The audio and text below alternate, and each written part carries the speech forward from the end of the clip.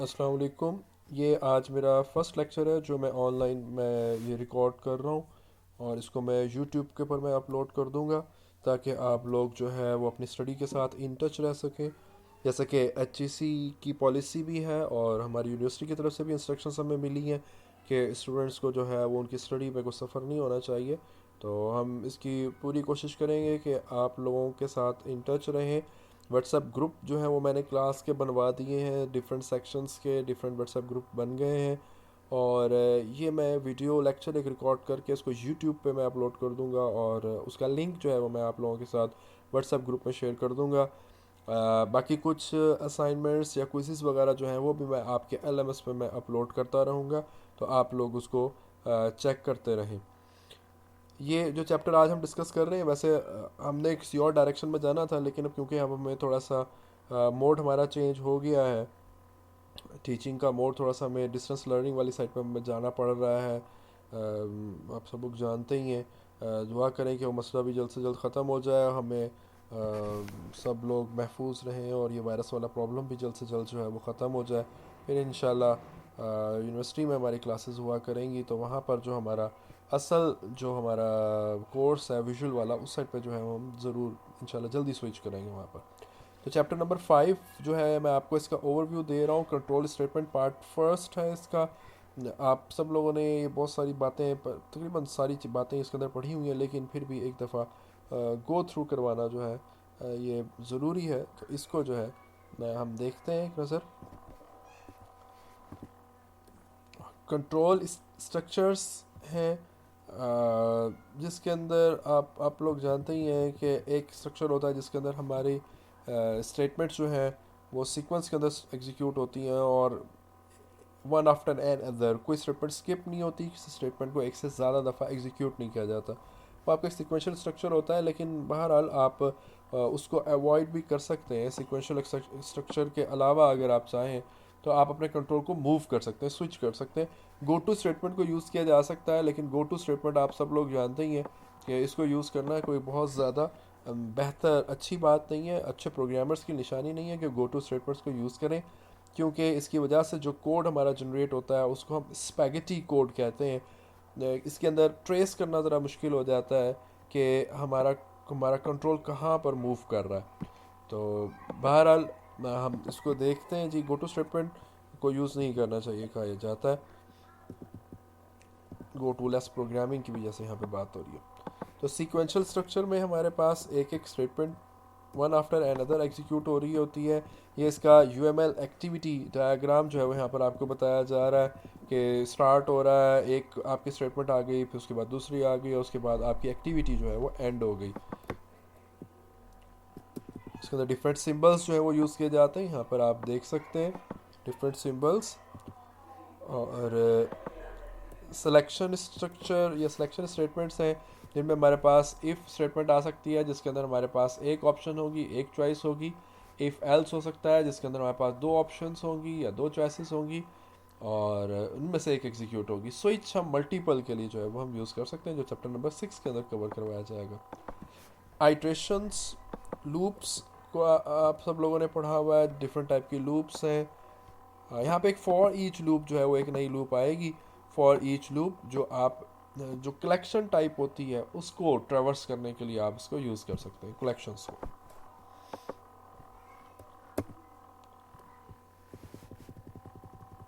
If statement with single selection, आपके पास एक condition होगी और कंडीशन ट्रू होगी तो स्टेटमेंट एग्जीक्यूट होगी, और अगर कंडीशन फॉल्स होगी देन नथिंग विल हैपन। तो ये सिंपलेस्ट फॉर्म है आपके पास एक सिलेक्शन स्टेटमेंट की। तो और इसके अंदर आप ब्लॉक बनाना चाहें तो आप ब्लॉक बना सकते हैं। अगर सिंगल स्टेटमेंट है तो फिर ब्लॉक बनाने की ज़रूरत नहीं है। कंडीशन जो आपने यहाँ पे देनी है, कंडीशन लाजमी तौर पर एक ऐसी कंडीशन होनी चाहिए जिसका रिज़ल्ट जो है वो ट्रू या फॉल्स में से निकलेगा, ठीक है। यहाँ पर आप कुछ और यूज़ नहीं कर सकते, यानी कि there must be relational expression in the if condition portion. तो आप उसके अलावा आप कुछ नहीं यूज़ कर सकते। हाँ, सी प्लस प्लस आपको अलाउड करती थी, यहाँ पर आप कुछ भी लिख दें, आप असाइनमेंट को करवा दें या आप कोई जस्ट सिंगल न्यूमेरिक वैल्यू भी लिख दें, तो उस गेम में ओके था, उसमें कोई एरर नहीं आता था, लेकिन यहाँ पे आप नहीं कर सकते। जो एम एल एक्टिविटी डायग्राम आ रही है जी, ये आपके पास उसमें कंडीशन यूज़ हो रही है। फिर इफ़ एल्स है, यानी कि डबल सिलेक्शन स्टेटमेंट, आपके पास दो ऑप्शंस होंगी, if condition statement, else block of statement. Condition true होगी तो आपका इफ़ वाला ब्लॉक एग्जीक्यूट हो जाएगा, अदरवाइज एल्स वाला, आप सब लोग जानते ही हैं। ये उसका जो है वो आपके पास एक्टिविटी डायग्राम आ रहा है। एक्टिविटी डायग्राम्स को थोड़ा तवज्जो के साथ देखिएगा, थोड़ा गौर से देखें कि किस तरह से एक्टिविटी डायग्राम बनाई जाती हैं। Nested if else statements, nested में आप इफ़ का ब्लॉक है, इफ़ ब्लॉक के अंदर आप एल्स, उसके नीचे आप एल्स बना रहे हैं, एल्स के नीचे फिर आपने इफ़ कंडीशन लगा दी है। तो ये डिपेंड करेगा कि आपके पास टोटल कितनी चॉइसेस हैं। जितनी चॉइसेस होंगी उस हिसाब से आपको आपको उसकी नेस्टिंग करनी होगी। ये आपने वहाँ पर यूज़ करना है जहाँ पर आपके पास मल्टीपल ऑप्शंस हो और उनमें से आपने किसी एक को एग्जीक्यूट करवाना हो। जैसे कि यहाँ पर आपको ग्रेडिंग के मुतालिक जो है वो बता रहा है, क्योंकि ग्रेड जो है वो मल्टीपल हो सकते हैं, ए ग्रेड भी हो सकता है, बी भी हो सकता है, बहुत सारे डिफरेंट ग्रेड्स हो सकते हैं। तो इस प्रॉब्लम को सॉल्व करने के लिए आप नेस्टिंग जो है वो एल्स ब्लॉक के अंदर करेंगे।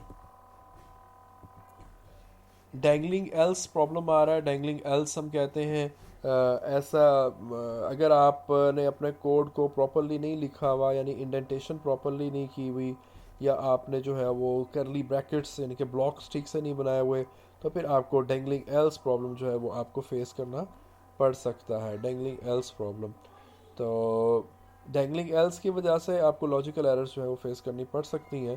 तो इसको आप थोड़ा सा ख्याल कीजिएगा। इससे रिलेटेड मैं आपको एक असाइनमेंट भी अभी अनाउंस करता हूँ। ब्लॉक्स बनाए जाते हैं, अगर एक स्टेटमेंट हो तो ब्लॉक बनाना ऑप्शनल है, मल्टीपल स्टेटमेंट्स हो तो फिर ब्लॉक्स जो हैं वो कंपलसरी हो जाते हैं। कंडीशन ऑपरेटर, जिसको आप टर्नरी ऑपरेटर भी कहते हैं, पहले कंडीशन आएगी, फिर क्वेश्चन मार्क के बाद ट्रू वाला पोर्शन और कॉलन के बाद फॉल्स वाला पोर्शन। आगे उसके बाद वो इसकी इम्प्लीमेंटेशन करके दिखा रहा है आपको स्टूडेंट की क्लास के अंदर। तो इसको जो है वो आप प्रैक्टिस को एक दफ़ा देख लीजिएगा, बुक्स आप सब लोगों के पास LMS पे अपलोडेड है। यहाँ पे वो एक प्रॉपर्टी को यूज़ कर रहा है और प्रॉपर्टी के अंदर जो है वो ग्रेड असाइन करवा रहा है कि ग्रेड क्या बनेगा। जैसे कि मैंने आपको प्रॉपर्टीज़ जब करवाई थी तो मैंने आपको बताया था कि डिफरेंट टाइप की प्रॉपर्टीज़ हो सकती हैं। ये आपकी एक रेगुलर नॉर्मल प्रॉपर्टी है। ऑटो इम्प्लीमेंटेड प्रॉपर्टी भी मैंने आपको कराई थी, रीड ओनली भी कराई थी। ऑटो इम्प्लीमेंटेड के अंदर मैंने आपको बताया था कि आप इफ़ कंडीशंस वगैरह नहीं लगा सकते, लेकिन जो आपके पास नॉर्मल रेगुलर प्रॉपर्टी है उसके अंदर आप ये कंडीशंस वगैरह लगा के आप अपने सारे काम कर सकते हैं। उसके बाद आपके पास जो है वो वाइल आइट्रेशन स्टेटमेंट आ रही है, लूप्स हैं। देख लीजिएगा इसको, आप सब लोग जानते हैं। एक्टिविटी डायग्राम आ गई लूप की। काउंटर कंट्रोल लूप हो सकती है जिसके अंदर नंबर ऑफ आइट्रेशंस जो है वो फिक्स्ड होते हैं, डिफाइंड होते हैं। जैसे आपको एग्जांपल में बता रहा है, class of the 10 students to का क्विज, मतलब कि आइट्रेशंस की तादाद फिक्स कर दी है उसने कि 10 स्टूडेंट्स हैं, या आपने लूप 100 दफ़ा चलानी है, 1000 दफ़ा चलानी है, तो यहाँ पे आपकी आइट्रेशंस जो है वो फिक्स होती हैं। तो इसको हम काउंटर कंट्रोल लूप कहते हैं। इसकी अपोजिट सेंटिनल कंट्रोल लूप है जो कि नेक्स्ट आ जाएगी यहीं पर ही। इन चीज़ों को देख लीजिएगा, मैं आप लोगों को बार बार कह रहा हूँ, कॉमन प्रोग्रामिंग एरर्स और ये जो आपको टिप्स वगैरह बताई जा रही होती हैं इनको लाजमी तौर पर देखिएगा।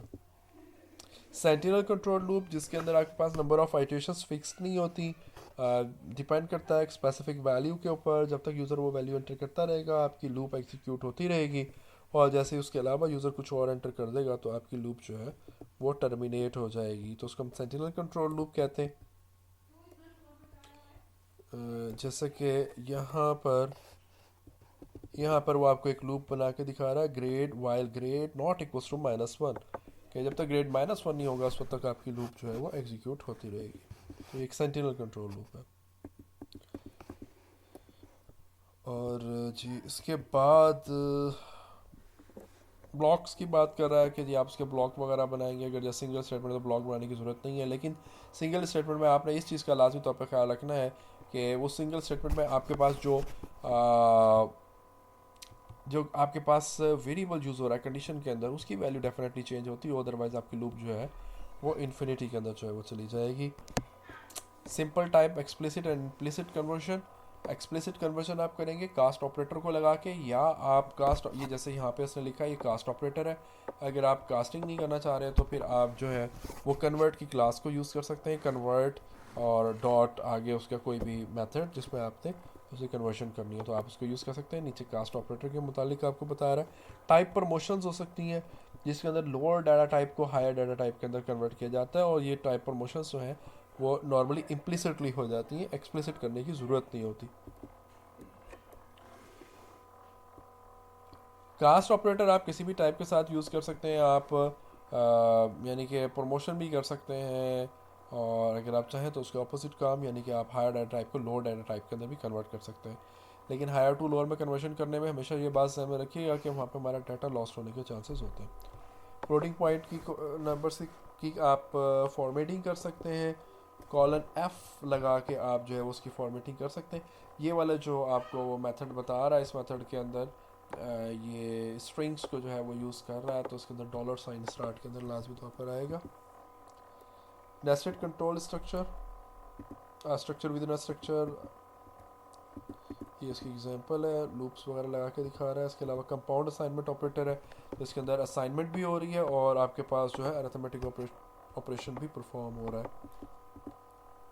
इंक्रीमेंट डिक्रीमेंट ऑपरेटर्स आ रहे हैं, यूनरी ऑपरेटर्स होते हैं ये, और अगर जस्ट सिंगल वेरिएबल के साथ यूज़ किए जा रहे हैं तो इन दोनों में कोई फ़र्क नहीं है कि आप प्रीफिक्स लगाएं या पोस्ट फिक्स लगाएं, लेकिन अगर लार्जर एक्सप्रेशन में आ रहे हैं तो फिर obviously prefix and post fix will behave differently.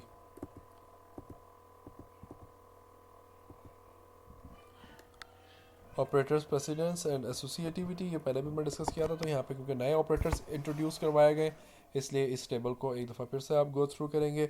Simple types होती हैं हमारे पास, इसके अंदर हमारे पास जैसे इंटीजर्स वगैरह आते हैं, वो हमारी सिंपल टाइप्स हैं, चार, बाइट और ये शॉर्ट, इंट वगैरह, ये आपकी सिंपल टाइप्स हैं।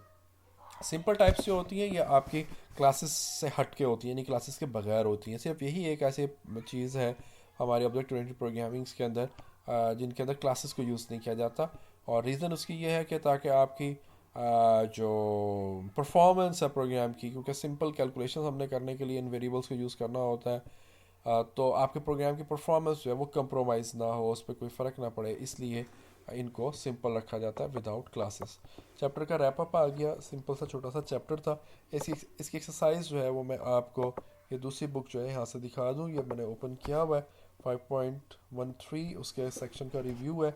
टर्मिनोलॉजी जो चैप्टर में यूज़ की जा रही है वो आपको बताई जा रही है। सेल्फ रिव्यू 5.1, बड़ी अच्छी एक्सटेंसिव एक्सरसाइज है, इसको लाइट ना लीजिएगा, मैं आपको बार बार कह रहा हूँ। एक्सरसाइजेस को अगर आप कंप्लीट करते हैं अच्छी तरह से और चैप्टर को थॉरोली पढ़ते हैं तो आप अच्छी तरह से पेपर को आप अटैम्प्ट कर सकेंगे। तो ये आपके पास जो है वो सेल्फ रिव्यू है, उसके आंसर्स भी आ रहे हैं, और सेल्फ रिव्यू के बाद जो है वो यहाँ पर आपके पास ये एक्सरसाइज आ रही है, प्रोग्रामिंग एक्सरसाइज है, तो इसको आप लोग सॉल्व कीजिएगा।